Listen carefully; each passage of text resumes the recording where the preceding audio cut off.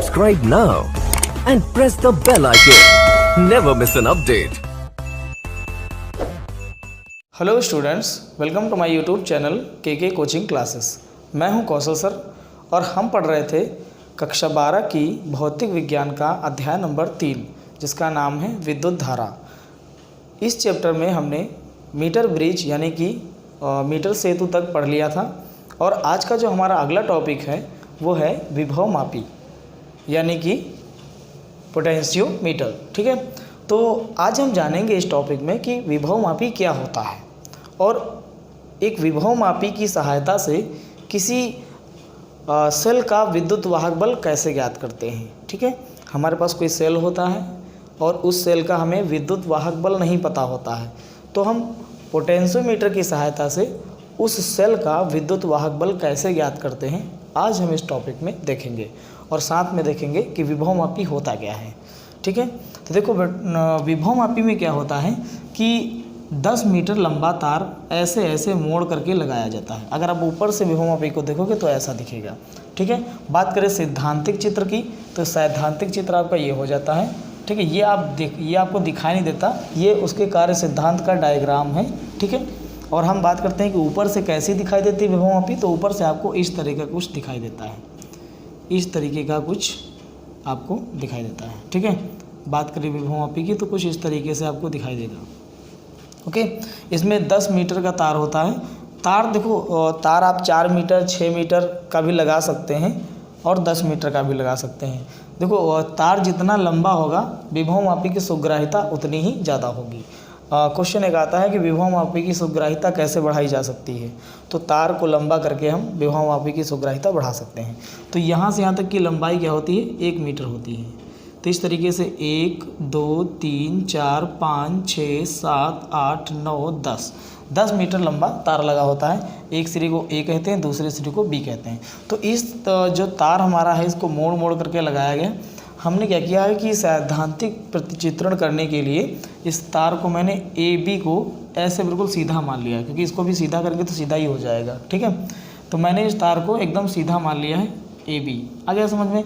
यहाँ पर देखो ऐसे ऐसे टेढ़ा टेढ़ा है। ठीक है, मैंने इसी तार ए बी को क्या किया है, एकदम सीधा मान लिया है, क्योंकि अभी ये टेढ़ा है, इसको हम सीधा करेंगे तो सीधा ही हो जाएगा।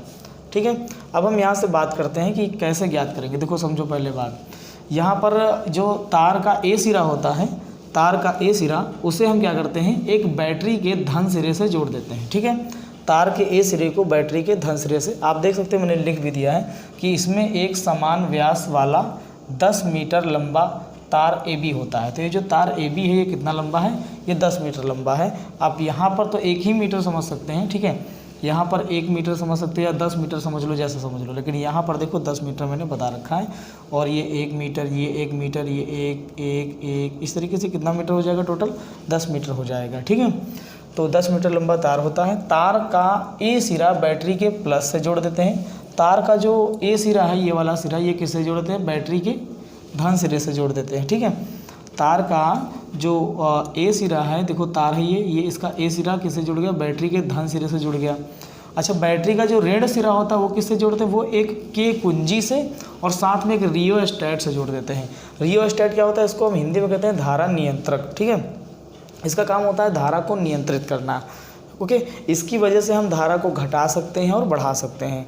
ठीक है, जैसे मैंने पिछले मीटर ब्रिज में आपको बताया था एक जो है प्रतिरोध बक्स, तो कुछ प्रतिरोध बक्स के जैसा ही होता है, मतलब थोड़ा सा अलग होता है ये। और इसकी सहायता से वहाँ पर क्या करते थे, प्रतिरोध बक्स की सहायता से प्रतिरोध को कम कर सकते थे, ज़्यादा कर सकते थे। यहाँ पर रियोस्टेट का काम क्या होता है, ये धारा को नियंत्रित करता है, धारा को कम कर सकते हैं और धारा को बढ़ा सकते हैं इसकी सहायता से हम। ठीक है, अब बात करते हैं कि रियोस्टेट के दूसरे सिरे को हम तार के बी सिरे से जो है कनेक्ट कर देते हैं। इसके बाद में हम बात करते हैं कि आगे क्या करें। तो देखो, जिस सेल का विद्युत वाहक बल हमें ज्ञात करना होता है, ओके, जिस सेल का विद्युत वाहक बल हमें ज्ञात करना होता है उस सेल के धन सिरे को तार के, ये सेल है, ठीक है, इसका जो है ये हमारा विद्युत वाहक बल हमने ई मान लिया। ठीक है, ई कोई सेल है और जिस सेल का हमें ईएमएफ ज्ञात करना होता है, विद्युत वाहक बल ज्ञात करना होता है, उस सेल के प्लस सिरे को हम तार के ए सिरे से जोड़ देते हैं। आप देख पा रहे होंगे इसका प्लस सिरा तार के ए सिरे से जुड़ा हुआ है। और सेल के ऋणावेश की बात करें अगर हम सेल के माइनस सिरे को, तो उसमें से हम क्या करते हैं कि तार के सहारे से एक धारा मापी यानी गैल्वेनोमीटर जोड़ देते हैं और गैल्वेनोमीटर के आगे एक विसर्पी कुंजी जोड़ देते हैं जिसे हम कहते हैं जॉकी। क्या कहते हैं? जॉकी। ओके, मीटर ब्रिज वाले में मैंने आपको जॉकी बताया था। आप डायग्राम में देख सकते हैं जॉकी का चित्र नीचे दिखाई दे रहा है। और जॉकी ना इस कुछ पेन के आकार की होती है, पीछे से तार निकला रहता है। जैसा मैं आप पेन देख पा रहे हो मार्कर, बिल्कुल ऐसी ही होती है जॉकी। यहाँ से एक तार निकला होता है, बस यहाँ पर सरकाने वाला होता है। इसकी सहायता से हम क्या करते हैं, जैसे ये जॉकी है मान लो, तो हमने यहाँ पर पॉइंट रखा और रीडिंग ले लिया, यहाँ पर रखा रीडिंग ले लिया, यहाँ पर रखा रीडिंग ले लिया, यहाँ पर रख के रीडिंग ले लिया।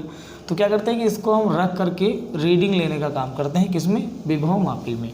ओके, सॉरी विभव मापी में नहीं, गैल्वेनोमीटर में। ओके, हम जहाँ पर विसर्पी कुंजी रखते हैं, या कुछ जैसे यहाँ J1 पर विसर्पी कुंजी रखी गई है वैसे ही यहाँ पर रखते हैं। यहाँ पर तो जगह जगह रख करके हम विसर्पी कुंजी की सहायता से धारा मापी में उसके सुई का विक्षेप देख सकते हैं। ओके, अब हम बात करते हैं कि आगे क्या प्रक्रिया करें। तो देखो, इसका विद्युत वाहक बल ज्ञात करने के लिए हम क्या करते हैं कि यहाँ पर सबसे पहले J1 पर, ठीक है, देखो जब बैटरी को शुरू करोगे, बैटरी को जब आप शुरू करोगे, ठीक है, तो यहाँ से क्या होता है कि जो धारा होती है वो सीधे A से B की ओर प्रवाहित होने लगती है। ठीक है, धारा A से B की ओर। तो जैसे जैसे धारा A से B की ओर जाती है तो धारा का एक विशेष गुण है कि वो ना क्या मतलब कहते हैं कम विभव से अधिक विभव से कम विभव की ओर प्रवाहित होती है। ठीक है, कम विभव से अधिक की ओर प्रवाहित होती है। ठीक है, तो क्या होगा कि मतलब जैसे यहाँ पर मैं बात करूँ, यहाँ पर हो गया 10 वोल्टेज, ठीक है, यहाँ पर हो गया 20 वोल्टेज, 30 वोल्टेज। फिर बात कर लेते हैं, मान लो यहाँ पर 30 है जहाँ पर मैंने रखा है, इसको मैं 30 मान लेता हूँ, ये 20, और इसको जहाँ पे रखा मैंने इसको हम मान लेते हैं 30 वोल्टेज। ठीक है, और ये हमारा हो जाता है मान लो 40, और ये हमारा हो गया 50, 60, ये इसको कहते हैं 70, 80 वोल्टेज, और फिर 90 और फिर 100 वोल्टेज। ठीक है, तो इस तरीके से अगर मैं इसे मान लूँ तो मैंने सपोज दैट पहली बार मैंने क्या किया कि जब इसको जॉकी को मैंने J1 पर रखा, मान लो जॉकी को हमने कहाँ रखा, J1 पर। तो जब हम जॉकी को J1 पर रखेंगे तो क्या होगा, देखो जब हम जॉकी को J1 पर रखते हैं और मान लेते हैं कि जो सेल यहाँ पर हमें ज्ञात करना है जिसके बारे में, ठीक है, तो जब हम जॉकी को J1 पर रखते हैं तो उस समय सिस्टम ये होता है कि अगर सेल का विद्युत वाहक बल, जो सेल है उसका विद्युत वाहक बल कम हुआ, ठीक है, सॉरी ज़्यादा हुआ, सेल, देखो बात यह है कि जब यहाँ से आप धारा प्रवाहित करोगे, समझने का प्रयास करना, यहाँ से देखो इस तरह बना, यहाँ से आएगी करंट, ठीक है, करंट आएगी तो वो सबसे पहले इधर को जाना चाहेगी। उसके पास दो रास्ते हैं, इधर भी जा सकती है और इधर भी जा सकती है, लेकिन जाएगी किधर, इसके लिए आपको थोड़ा सा समझना होगा कि किस तरफ जाएगी धारा। तो देखो जब हम जॉकी को J1 पर रखते हैं तो उस समय इस वाले सिरे और इस वाले सिरे के बीच विभवांतर कितना है ये समझो। तो इन दोनों के बीच में विभवांतर की बात करें तो 30 यहाँ पर है और यहाँ पर 0 है। तो 30 में से अगर हम 0 घटाएंगे तो 30 मिलेगा, तो 30 वोल्ट का विभवांतर है। ठीक है, यहाँ पर 30 वोल्टेज का क्या है, विभवांतर है। मैं यहाँ पे बता देता हूँ, देखो 30 माइनस 0 डिग्री, क्योंकि यहाँ पर 0 डिग्री है ना, 0 डिग्री नहीं 0 वोल्ट है। ठीक है, तो 30 वोल्ट में से अगर 0 वोल्ट घटा दें, समझ रहे हो, 30 वोल्ट में से 0 वोल्ट घटा दें तो 30 ही वोल्ट तो आएगा। मतलब कि A और J1, ठीक है, A और J1 के बीच जो विभवांतर है वो कितना वोल्ट का है, 30 वोल्ट का है। अब होता क्या है कि जैसे मान लो यहाँ पर जो सेल लगा है उसका जो विद्युत वाहक बल है वो 30 वोल्ट से ज़्यादा है। ठीक है, 30 वोल्ट से क्या है, ज़्यादा है। अगर सेल का विद्युत वाहक बल 30 वोल्ट से क्या हो जाता है, ज़्यादा हो जाता है। ठीक है, ई सेल जो हमारा है, ई सेल वो अगर 30 वोल्ट से ज़्यादा हो जाता है, ई सेल 30 वोल्ट से ज़्यादा, ई सेल 30 वोल्ट से ज़्यादा, समझ गए? मतलब कि इसका विद्युत वाहक बल 30 वोल्ट से अगर ज़्यादा हो जाएगा तो क्या होगा, तो फिर इस वाले से जो धारा निकलेगी, किस वाले, इस सेल से भी तो धारा निकलेगी। मान लो सेल से धारा निकलती है, हमने कहा I1, ठीक है, तो जो सेल से धारा निकलेगी उस धारा की प्रधानता हो जाएगी। क्यों धारा की प्रधानता हो जाएगी? क्योंकि इसका विद्युत वाहक बल ज़्यादा है और इन दोनों के बीच उत्पन्न होने वाला विभवांतर क्या है, कम है। फिर से समझ लो, अगर इन दोनों के बीच उत्पन्न होने वाला विभवांतर मान लो 30 वोल्ट है, ठीक है, और सेल जो है उसका विद्युत वाहक बल हम कुछ देर के लिए मान लेते हैं कि 30 वोल्ट से ज़्यादा होता है, तो फिर इसके धारा की प्रधानता होगी। आप सोच रहे होंगे सर जी ये क्यों नहीं बता देते कि कितना होगा? अरे हमें यही तो पता नहीं कि इसका विद्युत वाहक बल होगा कितना, हम वही तो ज्ञात करना चाहते हैं कि इस सेल का विद्युत वाहक बल कितना है, हमें वही ज्ञात करना है। आई बात समझ में? तो चलो, अगर ये ज़्यादा होता है, ठीक है, अगर ये क्या होता है, ज़्यादा होता है इसका विद्युत वाहक बल, तो इसके धारा की प्रधानता होगी और इसकी धारा यहाँ से यहाँ को बहेगी। कहाँ से कहाँ को बहेगी? AJ1E। कौन से रास्ते में बहेगी? AJ1E, ठीक है। जो सेल की धारा है वो बहेगी AJ1E, ठीक है। और जो हमारी बैटरी की धारा है वो आपकी बहेगी सीधे इधर को, ठीक है, AEJ1। कैसे बहेगी? AEJ1। समझ में आ गई बात? AJ1E ये सेल की हो गई, ठीक है। AJ1E ये किसकी हो गई? सेल। फिर से समझ लो, सेल की धारा ऐसे बहेगी, यू ऐसे, ठीक, और इसकी धारा कैसे आएगी? ऐसे। समझ गए? लेकिन प्रधानता किसके धारा की होगी? तो प्रधानता सेल की धारा की होती है। इसलिए जब यहाँ से जा कर के ऐसे इसमें धारा समाती है तो धारा गई किधर से?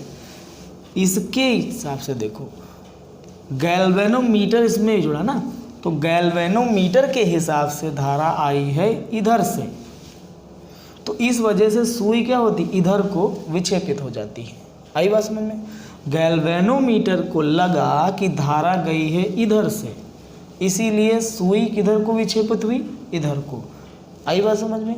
तो गैल्वेनोमीटर हमने सिखाया था जब पढ़ाए थे कि गैल्वेनोमीटर सिर्फ धारा का मान नहीं बताता, बल्कि वो धारा की दिशा को भी बताने का काम करता है। तो इधर से धारा जाएगी तो सुई इधर को विक्षेपित हो जाएगी, ठीक है। हालांकि इस अवस्था में हमें यह पता चला कि इसका जो विद्युत वाहक बल है वो 30 वोल्ट से ज़्यादा है। अब हम क्या करते हैं कि जॉकी को J1 से उठा करके कहाँ पर रख देते हैं? J2 पर। मान लो हमने जॉकी को रख दिया J2 पर। अब A और J2 के बीच जो विभवांतर उत्पन्न होगा वो कितना होगा? देखो यहाँ 70 है और यहाँ पर क्या है? 0, तो घटाएंगे तो 70 वोल्ट आ जाएगा।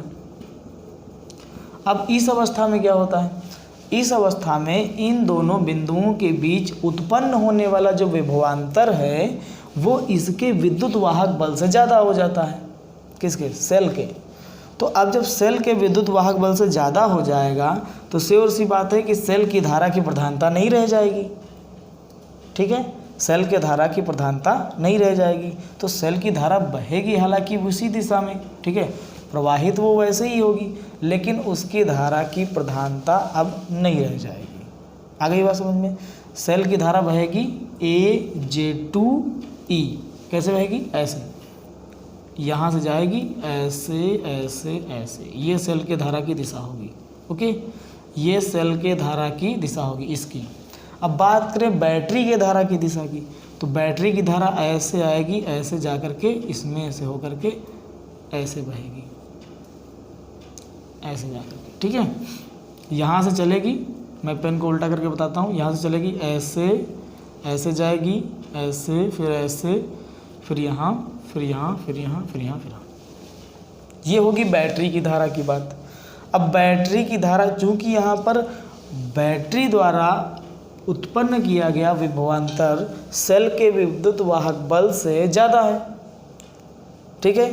तो इस वजह से जो धारा हमारी होगी, तो बैटरी की धारा की क्या होगी, प्रधानता होगी। इस वजह से बैटरी की धारा की क्या होगी, प्रधानता होगी, क्योंकि इन दोनों के बीच उत्पन्न होने वाला जो विभवांतर है वो सेल के विद्युत वाहक बल से ज़्यादा है। इसलिए सेल के धारा की प्रधानता नहीं होगी, बैटरी के धारा की प्रधानता होगी। और बैटरी की धारा की प्रधानता है क्योंकि यहाँ से जब धारा जाएगी तो इसको ऐसा प्रतीत होगा गैल्वेनोमीटर को कि धारा उधर से आ रही, धारा किधर से आ रही, उधर से, ठीक है। इसलिए गैल्वेनोमीटर की जो सुई है वो उधर को विक्षेपित हो जाती है। किधर को विक्षेपित हो जाती है, उस साइड को विक्षेपित हो जाती है। अब यहाँ से एक बात समझ में आती है कि जब हमने धारा जब J2 पे रखा जॉकी को तो सुई उधर को विक्षेपित हो रही थी, जब हमने J1 पे रखा तो सुई इधर को विक्षेपित हो रही थी।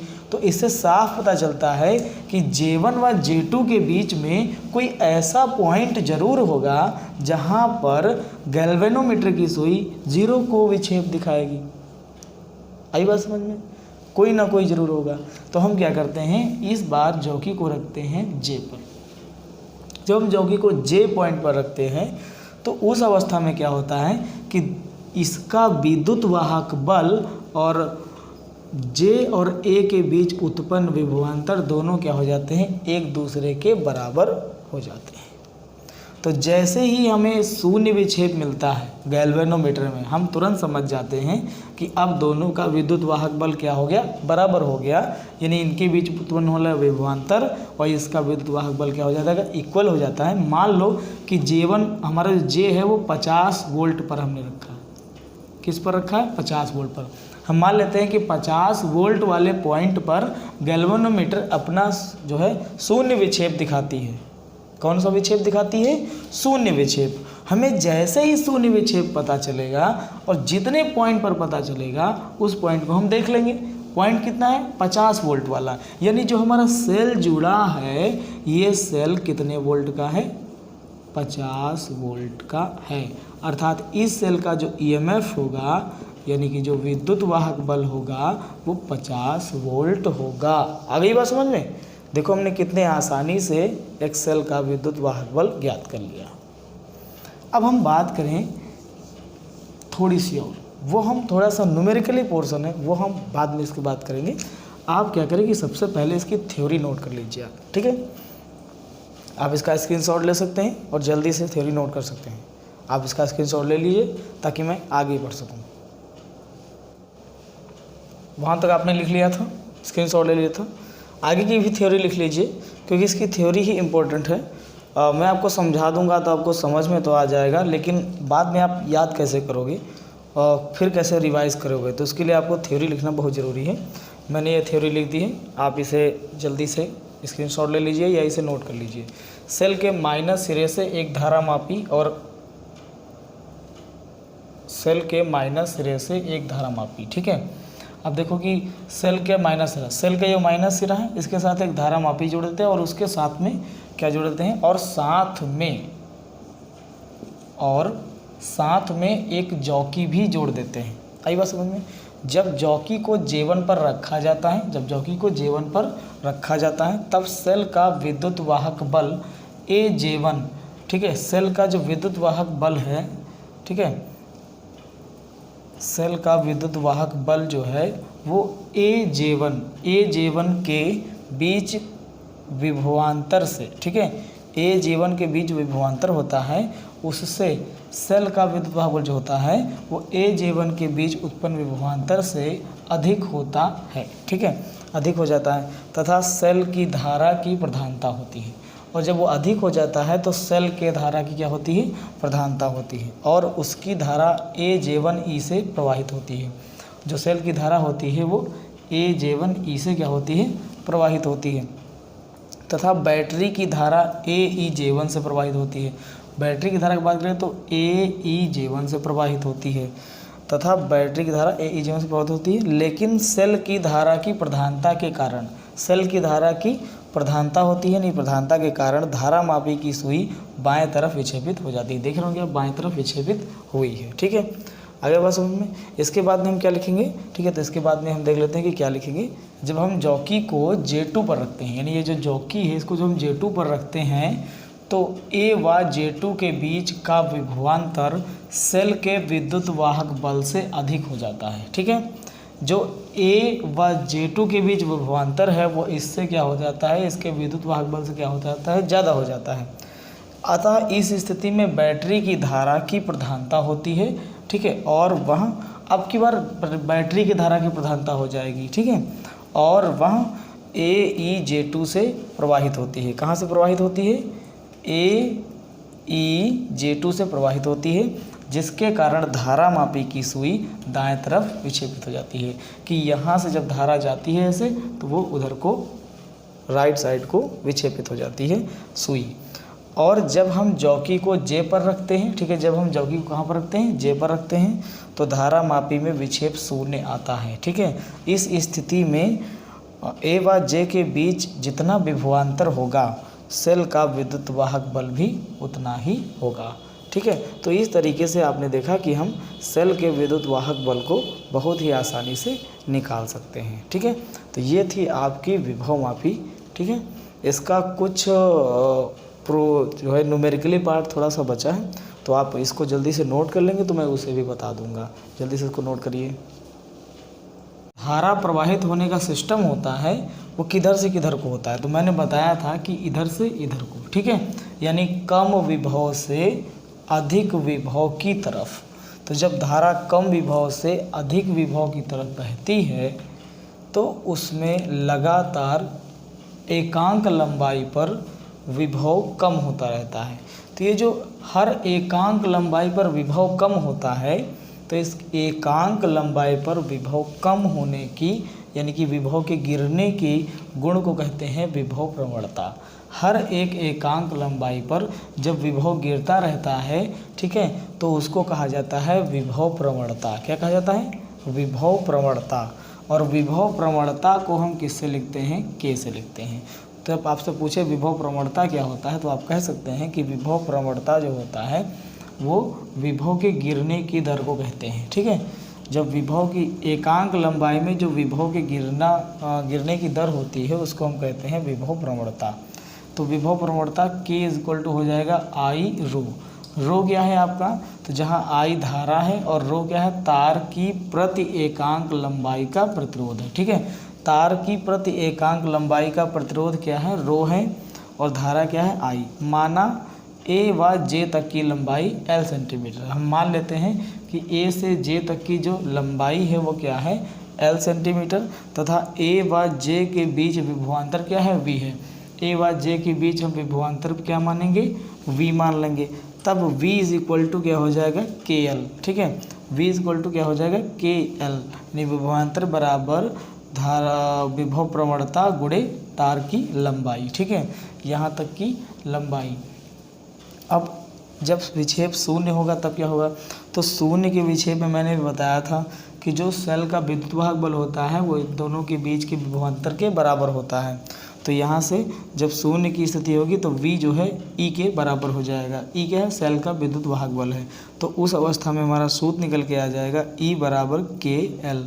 ठीक है, तो इस फार्मूले को डायरेक्ट लगा करके भी आप विभव विद्युत वाहक बल सेल का ज्ञात कर सकते हैं। ठीक है, तो ये था हमारा विभव मापी। ठीक है, आज की वीडियो में हम इतना ही रखते हैं। अगर आपको वीडियो पसंद आया हो तो वीडियो को शेयर कीजिए और लाइक और चैनल को सब्सक्राइब कीजिए।